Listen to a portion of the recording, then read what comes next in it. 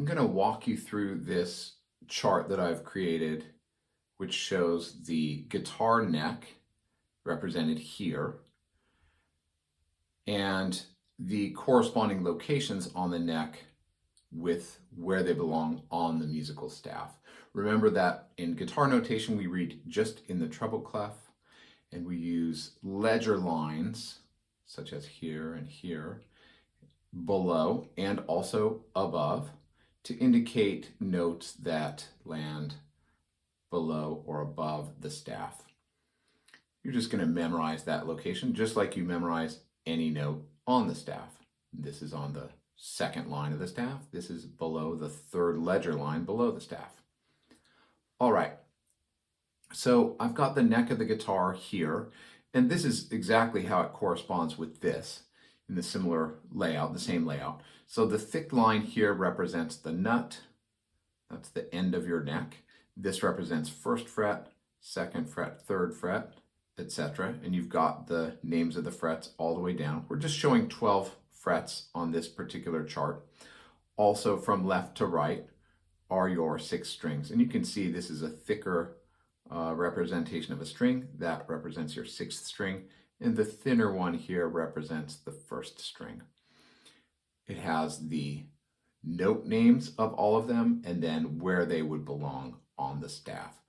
The open strings are basically here, and they are E, A, D, G, B, E.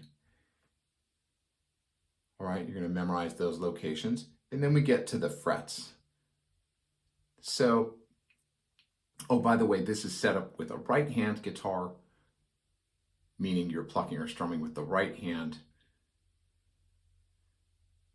Let's continue. So this F here, if you press down on the 6th string 1st fret, you'd be playing an F, and it would look like this on the staff. It's on the 3rd ledger line below the staff. Now, if we're going across the strings in the 1st fret, then you get to the 5th string 1st fret, and right away we have this, which looks odd. We've got 2 notes in the same location. We could call this location A sharp or B flat. A sharp or B flat. So I have those both written. Anytime you have something like this where there are 2 note names shown on the neck of the guitar, you will also see 2 different notes written on the staff. However, they're going to sound exactly the same. They are the same sound. So C sharp and D flat, while they're written differently on the staff, they're going to sound the same. That's called enharmonic, E-N-H-A-R-M-O-N-I-C, enharmonic. And that concept is the concept of 2 notes that can be written differently but have the same sound. Sometimes we might call this note or write it out as an A sharp. Sometimes we might call that same location as a B flat. And it depends on the context or the situation that we're in. Like what key are we playing in? That will determine whether we call that A sharp or B flat. And also, if we're not playing in a key, if we are descending, we tend to call a note flat. If we are ascending, in terms of the direction of the previous and continuing notes, we call that sharp. Those are things that will become evident as you're working on specific pieces.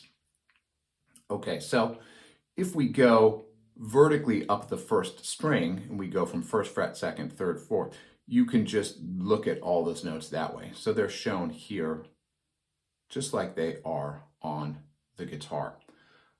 Okay, one other thing to consider and think about, which is interesting on the guitar, and a lot of string instruments have this same situation, which is that this note F, which appears here on the staff, 5th, it's on the 5th line, can also be played here. Now that's not a different F, that is the same sound, in other words, the same register or same octave.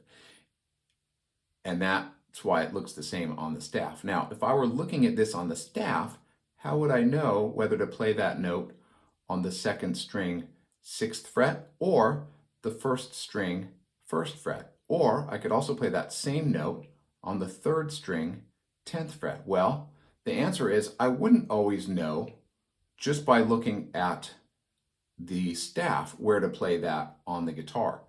I could play it in all three of those places.